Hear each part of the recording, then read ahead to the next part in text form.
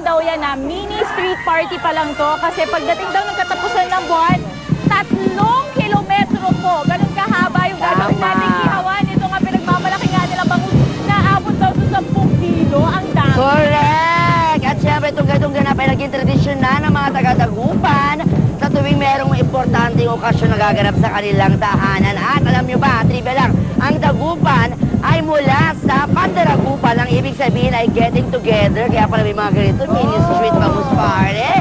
Ay, saya, oh.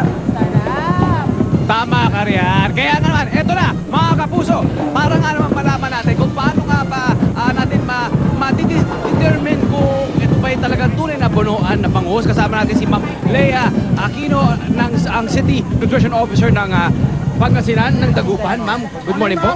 Good morning. Good morning, Bet. Ito, ano to? Bangus punuan to laki, ma'am. Kaninang to. Balita ko po kapag ito ay bunuan, ito raw ay pango saka mas maigsi yung yung lower na tail.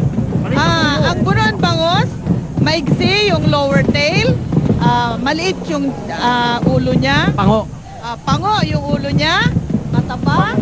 Tapos malapad yung tiyan dahil dun sa taba. So yun po yung distinctive na features ng bunuan bangus. So makikita po ninyo, eto medyo maliit yung isang buntot niya.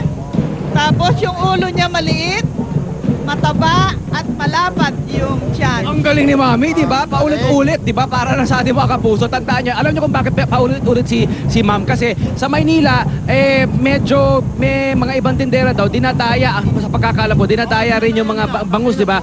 Sasabihin nila, bunuan bangus, pero hindi, ginugupit kasi nila yung lower tail para mas maiksi, para kunwari ay bunuan. Pero ito, alam na alam nyo, bunuan bangus yan, okay?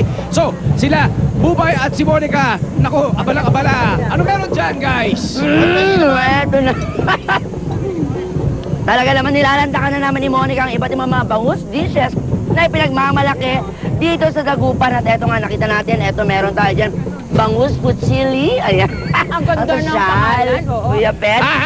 Ang sarap. Meron din silang bangus concetas. Ayan. Meron din silang bangus katsu. Wow! Japanese. Wow! Ito naman, bangus tempura, Japanese pa rin, Mare. Oo. Ang Filipino version naman ng sisig, bangus sisig. Wow! At ito ang pinaka-favorite ko sa lahat kasi kahit wala siyang, siyempre nilapitan ko ulit. Walang sausawan. Walang sausawan to ha. Ang sarap.